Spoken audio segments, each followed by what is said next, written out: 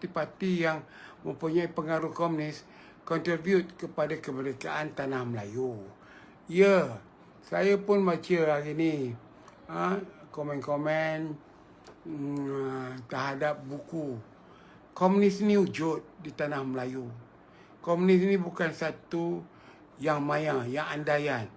Dia bukan satu benda yang tak berlaku dalam negara kita. Dia berlaku dalam negara kita. Kita lupa bahawa waktu Perang Dunia Kedua, orang-orang India pun menderma kepada Tentera Nasional Indonesia. Dan India, Chandra Bose itu pun pernah datang ke Pulau Pinang, kutip derma untuk nak melawan British. Dari itu, kita kena berdasarkan kepada fakta sejarah itu. Soalan Byzantine simple.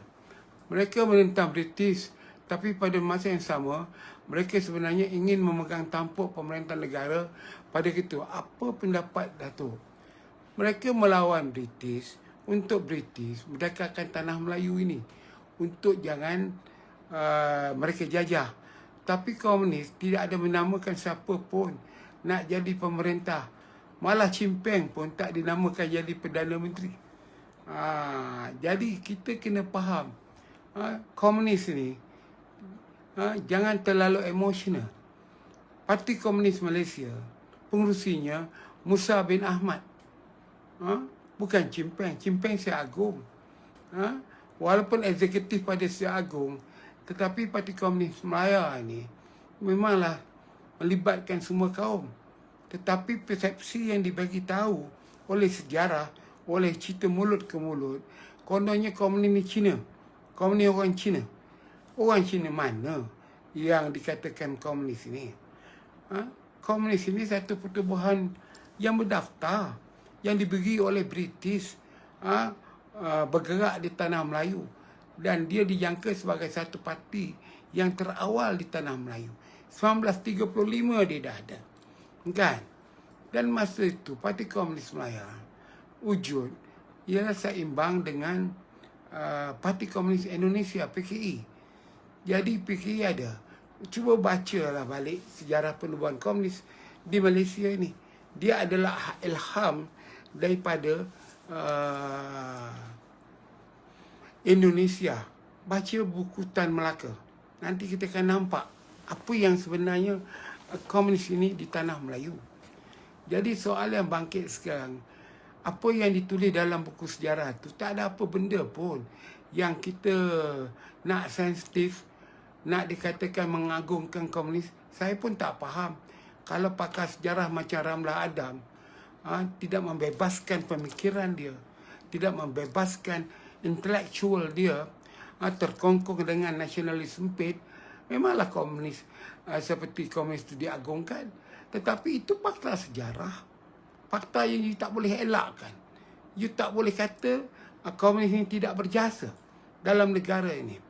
Kerana antara ancaman yang terima oleh British ialah komunis. Komunis ini hendakkan British keluar daripada tanah Melayu. Dan kemudian itu dengan beban perang, tak berbaloi dengan dia tanam getah, dengan biji timah dia, dengan kelapa sawit dia. Jadi British tengok bahawa belanja perang itu lebih tinggi daripada hasil yang dia nak dapat di tanah Melayu. Itu sebab dia nak merdeka. Nak merdeka, dia nak pilih siapa? Dia nak pilih kroni dia. Kroni dia siapa? Ialah di kalangan orang Melayu. Orang Melayu macam mana? Golongan bangsawan, golongan yang elit, yang pro pada British, pendidikan British. Itu sebab kita merdeka. Sebilangan besar pejuang kemerdekaan semuanya adalah mendapat pendidikan daripada British. Tengku Peraman, Tun Razak, Sadin Jubir, kecuali Tun Ismail saja belajar di Australia. Yang lain semua di London. Cuba baca betul-betul sejarah. Jadi pada saya lah, mereka bukan memegang tampuk pemerintahan sebab tak ada kerajaan masa itu. Waktu komunis bermerajalela 48 sampai tahun 57, mana ada kerajaan? Kerajaan ada hanya tahun 57 ke tahun 60. 3 tahun kemudian darurat dapat ditamatkan apabila rakyat sudah tak dapat lagi menerima komunis, dan gerila fahaman mereka untuk nak merdekakan tanah Melayu. Kerana tanah Melayu sudah merdeka. Dari itu kadang-kadang rakyat tak faham kenapakah kita memberi tanah kepada bukan Melayu, orang Cina. Marah. Tanah Melayu bagi pada orang Cina. Ini adalah antara faktor-faktornya kebangkitan rakyat menentang komunis. Jadi dakwah komunis kalau mengatakan esok kalau Melaya ni diperintah oleh UMNO, orang Cina akan terpinggir dan sebagainya, tidak benar. Sebab orang Cina di tanah Melayu bukannya datang secara gerombolan waktu selepas perang. Baca betul-betul sejarah, supaya kita faham. Orang Cina dah ada dah. Kalau orang Cina tak ada, bacalah buku Abdullah Musihi. Pergi ke Terengganu. Tahun berapa dia pergi Terengganu? Apa cerita dia? Kisah kampung Cina di Kuala Terengganu. Jadi ini kena faham. Jadi janganlah kita terlalu emosional. Apabila menyentuh komunis, sensitif. Wahal kita kawan dengan Rusia. Komunis juga. Anak bangsa kita pun ada belajar di Moskow, di beberapa universiti di Rusia. Sekarang kita gila pula hantar anak bangsa kita di China. Mereka lagi terdedah pada komunis. Kenapa kita tak buat? Jadi jangan kita jumutkan. Jangan pemikiran kita ortodok terhadap komunis. Komunis ini hanya tinggal sejarah. Hanya catatan dalam buku. Baca buku tu. Apa yang masalah dia? Jadi kalau kita kata, oh ini memuji-muji komunis. Kenapa kita tak puji komunis? Kalau dia baik untuk negara, dia menentang penjajah. Dia berperang di Bukit Kepong. Macam saya katalah. Itu saya masalah saya tulis Lieutenant Adnan Sadi. Satu soalan saya ya. Bangga Lieutenant Adnan Sadi bermati-matian di Bukit Candu, di Pasir Panjang mempertahankan tanah Melayu. Wahal di Singapura, bukan di tanah Melayu pun. Soalan saya mudah ya. Kenapa tak bagi dia pingat SP Sri Pahlawan Gagah Perkasa? Kenapa tak bagi? Bagilah. Kenapa tak bagi dia pingat Datuk? Banyak raja-raja Melayu ni. Askar Melayu raja kan 5 raja Melayu dia. Bagilah dia Datuk. Tak ada siapa pun bagi Datuk Adnan Sadi ni. Dia dah mati pun boleh bagi. Kalau Piramli dah mati pun boleh bagi Tan Sri. Apa ada dengan Adnan Sadi? Begitu juga. Kalau kita katakan bahawa kita hebat sangat Bukit Kepong baru berlepas ni. Saya bacalah kisah kepewiraan Bukit Kepong. Berapa orang yang sarjan tu dibagi Datuk? Polis sendiri ada pingat. Tak apa pingat tak tahulah. Darjah Seri Pahlawan itu ini. Kenapa polis tak bagi pingat kepada semua polis-polis yang mati di Bukit Kepong? Asyik sibuk menghargai ini berjuang. Ini yang saya kadang-kadang pemikiran saya berbeza pada orang lain. Cara fikir saya lain. Saya melihat secara positif. Saya bukan andaian. Saya dah kata awal-awal saya tidak resis. Nak marah saya marahlah. Kan? Jadi itu yang saya nak bagi tahu. Saya tengok tadi Ketua Pemuda punya kenyataan. Ramlah Adam punya kenyataan. Jadi kita jangan sempit. Komunis tak ada apa benda pun. Dia sudah berlalu dah. Pertama kita kena faham betul-betul komunis. Kenapa Rusia jatuh? Kenapa Rusia berpecah belah? Sebuah negara komunis, Marxist Lenin. Komunis ini datang daripada Rusia, Lenin yang buat. Kenapa pecah belah? Kerana kita lihat bahawa komunis ini betul kononnya untuk rakyat sama rata. Tetapi apa berlaku? Rakyatnya dimanipulasi. Kenapa pecah belah USSR, Kesatuan Soviet? Kerana rasuah. Jeneral-jeneral dia akhirnya hancur. Cuba baca balik Glasnost. Buka balik buku. Jadi kita apabila kita nak baca, nak membalun komunis ni, kita kena knowledge yang tinggi. Bukannya emosional. Ini zaman sejarah, apa nak buat lagi? Macam baru ni saya dengan Ronnie Liu daripada DAP. Ronnie Liu pergi ke majlis meraihkan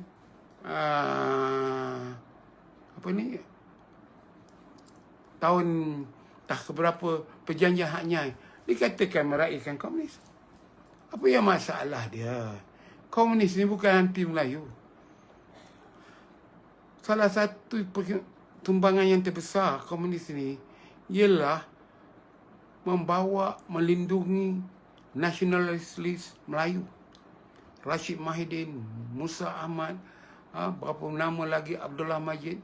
Cuba tuan-tuan baca buku Golongan Radikal Melayu yang berada dalam PKMM, Pertubuhan Kebangsaan Melayu Melaya.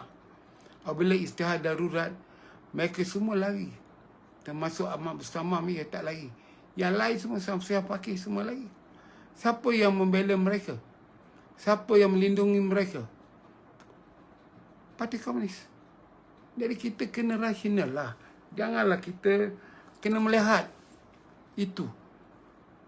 Dan memanglah tak boleh nafikan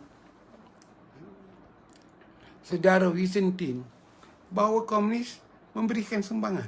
Apa yang dikatakan oleh Tun Dr. Ismail itu betul. Betul. Bahawa dia memberikan sumbangan. Di mana sumbangan dia? Tekanan kepada British. Apa tekanan kepada British?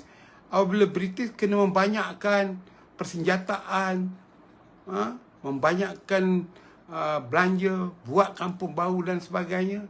Jadi British dia baca, dia ROI, Return of Investment. Ada lombok, ada pokok getah, tapi tak cukup untung. Itu yang dia bagi melayani mereka. Faham? Saya rasa Vincent Tan dia faham lah. Apa nama budak ni? Saya tak tahu lah. Vincent Tan, ini pandangan saya. Izzah Belak. Tok cerita sikit pasal Chimpeng. Apapun Chimpeng ini, dia pernah dapat medal penghormatan daripada Queen Elizabeth zaman British. Makna British pun mengenang jasa dia. Panjang-panjang baca buku dia lah.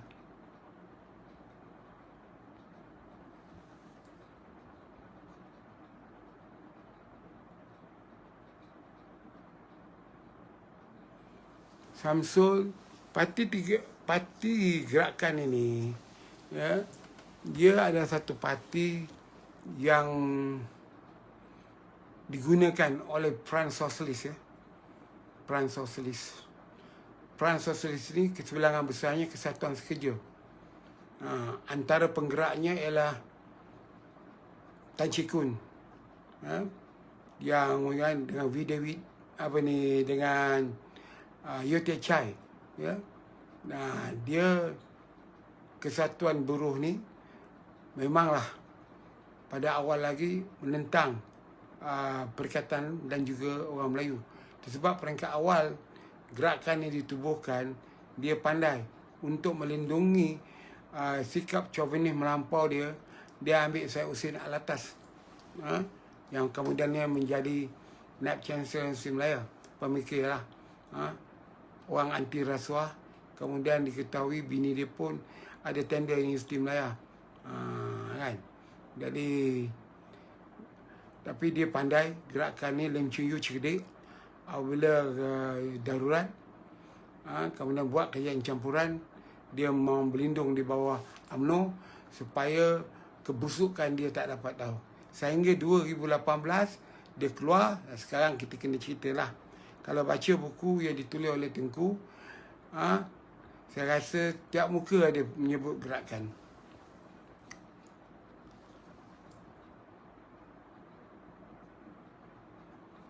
Terima kasih Arifin Omar.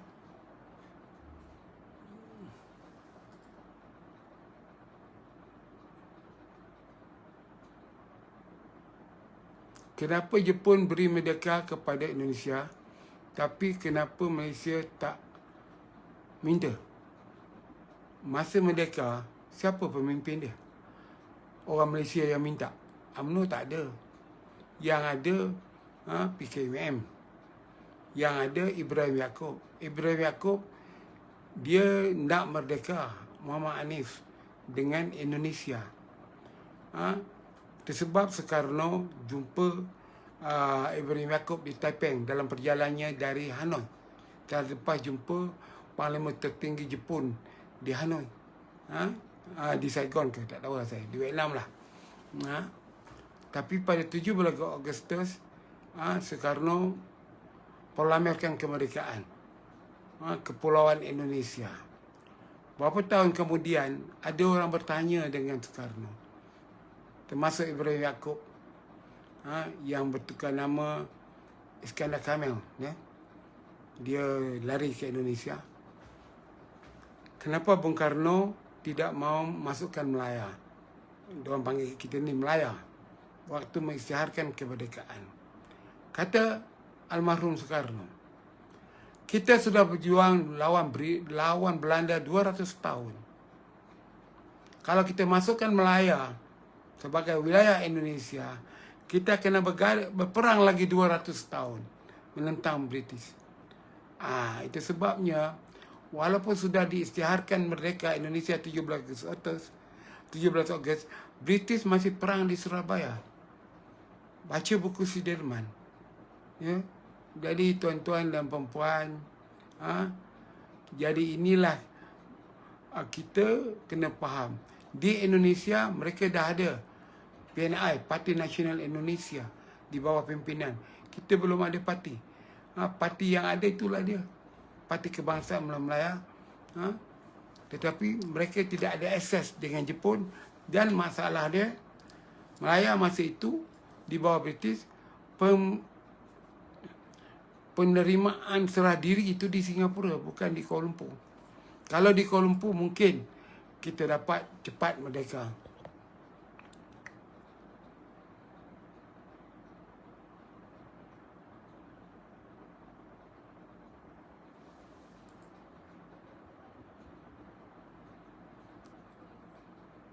Syali Jeremiah, thank you. Saya bukan orang kerajaan, saya hanya penulis saja. Masalahnya sekarang, Hanif, Indonesia dapat merdeka kerana ada transisi, peralihan. Jepun nak balik, dia bagi negara itu untuk wujudkan kerajaan. Kita di Malaysia, Jepun nak balik, parti politik tak ada, komunis naik, perintah 14 hari. Baru BMA datang. Kamu tahu apa makna BMA? British Military Administration. Kita ni pernah berceramuk 14 hari. Tak tahu siapa kerajaan. Ya, sebaiklah kita ni tak pecah belah pada perang 14 hari itu. Ya, sejarah negara banyak diseleweng fakta oleh pemerintah. Bukan oleh pemerintah, oleh penulis sejarah. Kalau Muhammad Aisyad ni umur macam saya, dulu buku sejarah yang saya baca, Syahrul Makdum yang tulis. Kemudian dia jadi pengarah filem pula. Pelik saya Syahrul dulu. Zaman saya Syahrul Makdum punya buku lah. Saya masih ingat lagi baca sejarah Tanah Melayu.